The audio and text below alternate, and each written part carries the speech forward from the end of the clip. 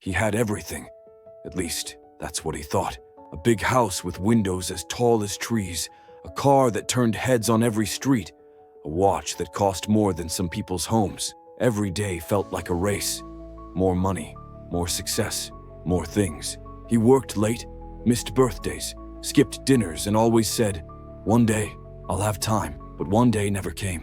And then, one morning, everything stopped. A message on his phone, a short call, and just like that, the market crashed.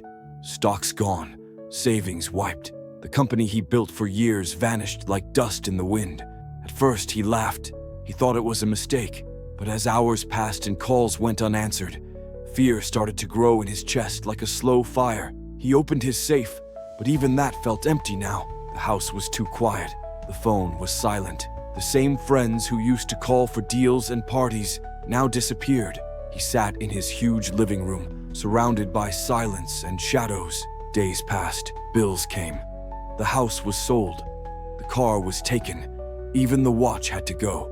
He moved into a small apartment with cracked walls and no view. He didn't know how to cook. He didn't know how to sit still. He didn't know how to live without being busy. But in that small space, something unexpected happened. His daughter knocked on the door, holding a bag of groceries. His brother called and said, "Come stay with me if it gets worse." His old school friend sent a message, "Heard about everything. I'm here if you need to talk." For the first time in years, he cried, not because he lost everything, but because he hadn't seen what he already had. He remembered how he used to brush his daughter off when she wanted to show him her drawings, how he missed every holiday dinner with his brother, how he always told his friends, "I'll call you later," and never did.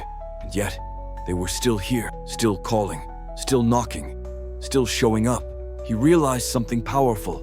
Not all things of value come with a price tag. The people he once ignored were the ones who stood by him when everything else left. He began to see life in a new way. He walked with his daughter in the park and really listened.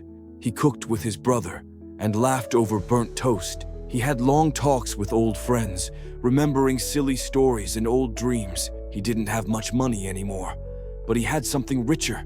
Peace, connection, time, the kind of wealth that doesn't crash overnight. And one quiet evening, as he sat outside watching the sunset without rushing to check his phone, he understood he hadn't lost everything. In fact, he had finally found what mattered most.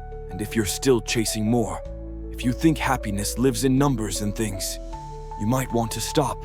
Look around. Sometimes the richest moments are already right in front of you, just waiting for you to see them.